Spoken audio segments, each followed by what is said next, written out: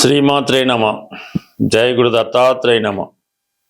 ఈ వీడియోలో మనం ధనుసు రాశి వారికి 2026 ఆగస్టు నెల మాస ఫలితాలు పరిశీలిద్దాం. మరి ఈ నెల ప్రారంభంలో ఈ రాశి వారికి సప్తమ స్థానంలో కుజగ్రహ సంచారం, అలాగే బుధుడు దశమాధిపతిగా బుధుడుతో కలిసి ఆగస్టు 5 వరకు కలిసి సంచరించడం జరుగుతుంది. సో సప్తమంలో ఉన్నటువంటి కుజుడు అటు రాశిని అలాగే ధనస్థానాన్ని వీక్షించడం వల్ల జాతకుడు కుటుంబ విషయాల్లో చాలా ఉత్సాహంగా ఉంటాడు. వ్యక్తిగతంగా తన సామర్థ్యాన్ని పెంచుకొని ఏ పనైనా తొందరగా పూర్తి చేయాలనే ప్రయత్నం జరుగుతూ ఉంటుంది.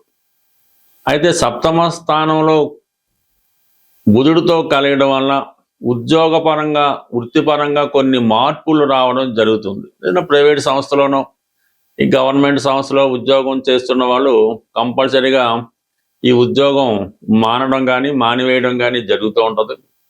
జాయింట్ వ్యాపారం చేస్తున్న వాళ్ళు ఇండిపెండెంట్గా తను భాగస్తులతో విడిపోయి వ్యక్తిగతంగా వాళ్ళు వ్యాపారం చేసుకోవడం కానీ వ్యక్తిగతంగా ఇండివిజువల్గా వాళ్ళు ధన సంపాదన ప్రారంభించడం కానీ జరిగే అవకాశం ఉంటుంది. బట్ ఏదైనా మరి 5వ తారీఖు ఆగస్టు తర్వాత బుధుడు కూడా అష్టమ స్థానంలోకి ప్రవేశిస్తాడు.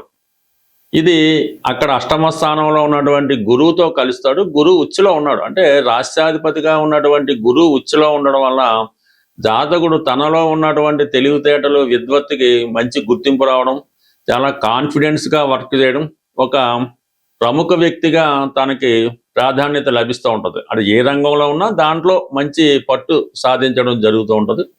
అక్కడ ఉన్నటువంటి గురువుతో ఈ దశమాధిపతి బుధుడు కలియడం కూడా ఈ వృత్తిపరమైన చేంజ్కి కారణమవుతుంటుంది. వృత్తిలో మారడం కానీ స్వతంత్రంగా చేసుకోవడం కానీ ఈ విధంగా తను కొత్త వృత్తి ప్రారంభించడానికి కారణమవుతుంది. ఫర్ ది సేమ్ టైం అక్కడ ఈ ఆగస్టు 17 వరకు కూడా ఈ రవి కూడా అష్టమ స్థానంలో సంచరిస్తూ ఉంటాడు.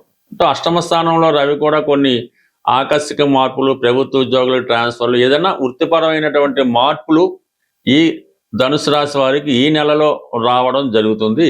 ఆర్థిక పరంగా ఏంటంటే అష్టమ స్థానంలో ఉన్నటువంటి ప్రతి గ్రహం కూడా ధనస్థానాన్ని వీక్షిస్తుంటుంది. ప్రధానంగా ధనకారకుడైనటువంటి గురువు ధనస్థానాన్ని వీక్షించడం వల్ల ఆర్థిక పరంగా మీ యొక్క ఆదాయం పెరుగుతుంది, కుటుంబం యొక్క స్థాయి పెరుగుతుంది.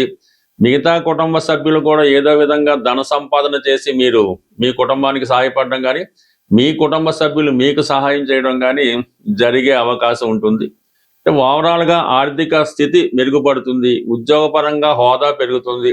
ఏదో ఒక శుభవార్త వ్యక్తిగత విషయంలో కానీ తల్లిగారి నుంచి కానీ ఉద్యోగపరం నుంచి కానీ మీకు వచ్చే అవకాశం ఉన్నది. ఇక ప్రధానంగా ముఖ్యమైన విషయం ఏంటంటే మనకి దశమ స్థానంలో శుక్రగ్రహ ప్రవేశం, అది చాలా బలహీనంగా నీచ స్థితిలో ఉండడం జరిగింది. బట్ ఏదైనా ఈ శుక్రుడు ఈ రాశి వారికి పాపగ్రహం అవుతూ ఉంటాడు. షష్టాధిపతిగా మరి దశమ స్థానంలో నీచ స్థితిలో ఉన్నప్పుడు కూడా ఇది శుక్రుడు నీచలో ఉండడం వల్ల ఈ ధనుసు రాశి వారికి అది మరింత శుభ ఫలితాన్ని ఇవ్వడం జరుగుతూ ఉంటుంది అన్నమాట.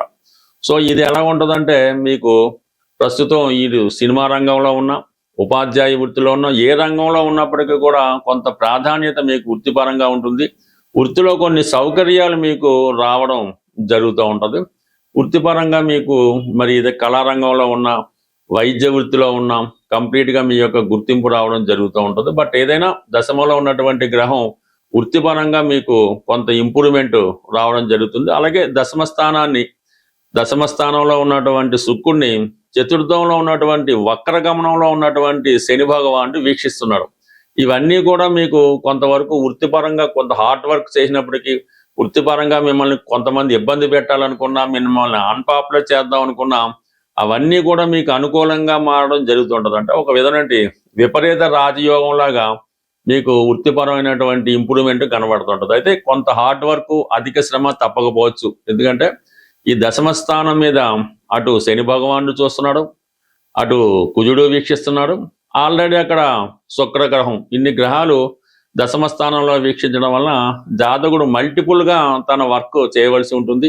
అటు టెక్నికల్ రంగంలో ఉన్నా, సినిమా రంగంలో ఉన్నా, ఏ రంగంలో ఉన్నప్పుడు కూడా మీరు విశేషంగా కృషి చేయడం, కొన్ని కొత్త అవకాశాలు రావడం కూడా జరుగుతూ ఉంటుంది. బట్ ఏదైనా జాతకుడికి అర్ధాష్టమ శని కొంత అసంతృప్తిని కలిగిస్తూ ఉంటుంది. మీరు ఎంత సహకరించినా, ఎంత హ్యాపీగా ఉండాలనుకున్నా ఏదో ఒక విషయం మిమ్మల్ని ఇబ్బంది పెడుతూ, కలవర పెడుతూ మీ యొక్క మానసిక అశాంతికి కారణం అవడం జరుగుతుంటుంది. కాబట్టి మరి ఈ సమయంలో జాతకుడు సాధ్యమైనంత వరకు ఏదైనా మెడిటేషను, యోగా, ధ్యానం లాంటివి చేసుకోవడం, ప్రతిరోజు సూర్య నమస్కారం చేసుకోవడం, ఆదివారం నియమంగా ఉండడం వల్ల ఈ జాతకులు ప్రశాంతమైనటువంటి జీవితం పొందే అవకాశం ఉంటుంది. మనం ఈ మాస ఫలితాలు, ఈ గోచార రీత్యా వచ్చే మాస ఫలితాలు గ్రహాలు పెట్టే వాళ్ళు కాదు, మనం కట్ చేసుకుందాం.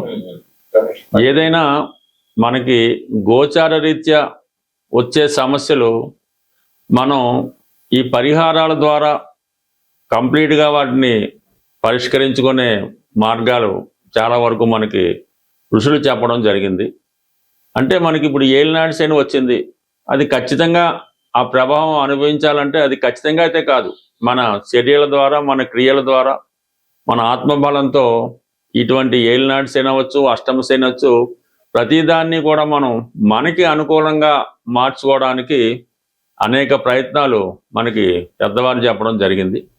అయితే ప్రస్తుతం మనం ఈ ఆగస్టు నెల మాస ఫలితాల్లో ప్రధానంగా ఈ శుక్రగ్రహం నీచపడి వీక్ అయి ఉండడం వల్ల మరి శుక్రుడి యొక్క ప్రధాన కారణం ఏంటంటే అది ఫైనాన్స్ సంబంధించిన విషయాలు. అంటే ఒక మనిషి జీవితంలో గొప్పగా బతకాలన్నా, మంచి బట్టలు ధరించాలన్నా, మంచి భోజనం తినాలన్నా, మంచి వివాహం ఉండాలన్నా శుక్రగ్రహ అనుగ్రహం తప్పనిసరిగా ఉంటుంది. ఎవరి జన్మ జాతకంలో అయినా సరే శుక్రుడు ఎంత బలంగా ఉంటే వారి జీవితం అంత వైభోగంగా, అంత ఆనందంగా రావడం జరుగుతూ ఉంటుంది.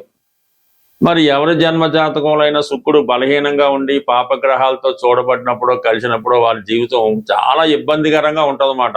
మరి ఒకళ్ళు పెట్టిన భోజనం తినడం, మరి వస్త్రాలు కూడా సరైనవి ధరించలేకపోవడం, సరైనటువంటి పడక నిద్ర లేకపోవడం, ఇవన్నీ కూడా జాతకుడిని చాలా ఇబ్బంది పెడుతుంటాయి. కాబట్టి మరి ప్రస్తుతం ఎవరైనా సరే ఈ ఆగస్టు నెలలో కంపల్సరిగా శుక్రగ్రహ అనుగ్రహం పొందవలసి ఉంటుంది. ఎందుకంటే కంపల్సరిగా శుక్రుడు బలంగా ఉన్నప్పుడు ఫైనాన్స్ రొటేషన్ తగ్గుతూ ఉంటుంది, ఆర్థిక పరమైన ఇబ్బందులు వస్తుంటాయి, స్త్రీలు అనేక రకాల సమస్యలు ఎదుర్కొంటూ ఉంటారు, స్త్రీల వలన మనకి సమస్యలు రావడం జరుగుతుంటుంది. కాబట్టి కంపల్సరిగా ఈ వారం లక్ష్మీ అమ్మవారిని కంప్లీట్గా మీరు పూజించుకోవాల్సి వస్తుంది.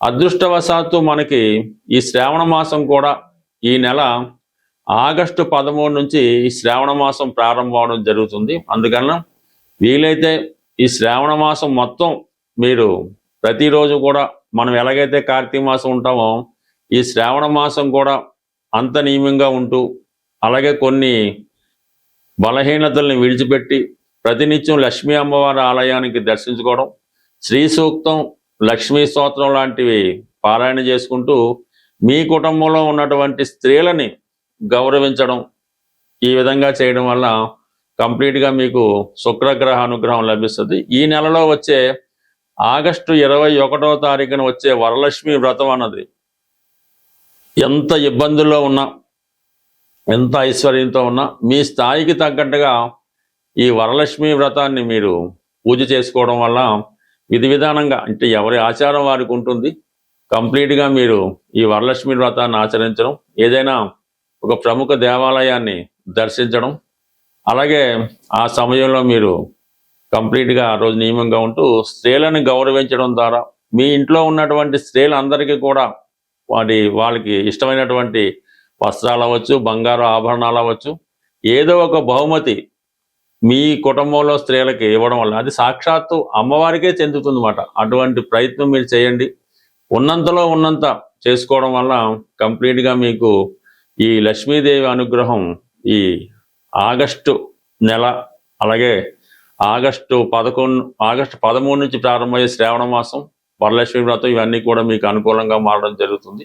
అది ఏదైనా కొత్తగా వ్యాపారం పెడదాం అనుకున్న వాళ్ళు ఆగస్టు 11 తర్వాత, అంటే గురుమౌఢ్యం పోతుంది, గురువు మళ్ళా ఫామ్లోకి రావడం జరుగుతుంది. కాబట్టి ఆగస్టు 11 తర్వాత ధనానికి సంబంధించినటువంటి వ్యవహారాలు ఏవైనా ఆగస్టు 11 తర్వాత ప్రారంభించుకుంటే దాని తర్వాత మీకు ఆర్థిక పరంగా అనుకూలంగా ఉంటుంది.